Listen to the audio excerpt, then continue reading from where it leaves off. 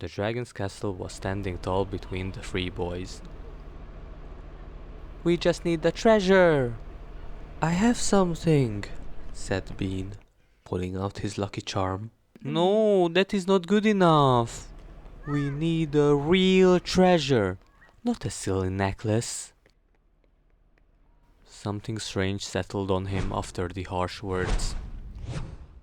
"It's time for lunch, little Bean," his mom called him softly. That strangeness grew even bigger as he arrived home.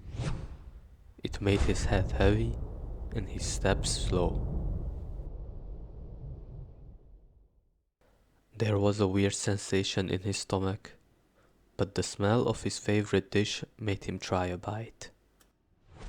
And as he put the food near to his mouth, something unexpected happened.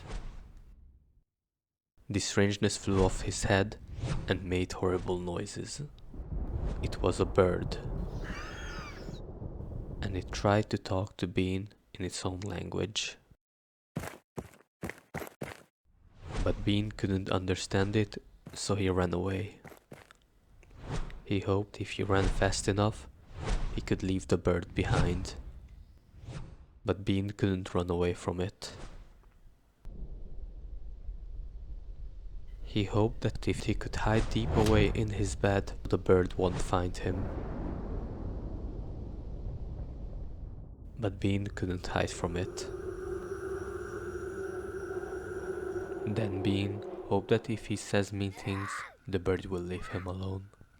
The bird hasn't even flinched. Bean thought that if he kicks it strong enough. But he got too tired after nothing happened and broke down into tears.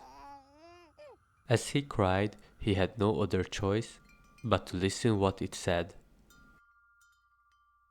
The bird shrank and started to sing about his family, how much they love him, and that his necklace is a real treasure, no matter what others say. He went back to the playground with the songbird on his shoulder because he learned something, that the birds of bad thoughts can be loud and scary, and they can take over the control. But if you stop running away and face them with an open heart, they will sing. Everyone has their own bird, but also has the choice to change what they say.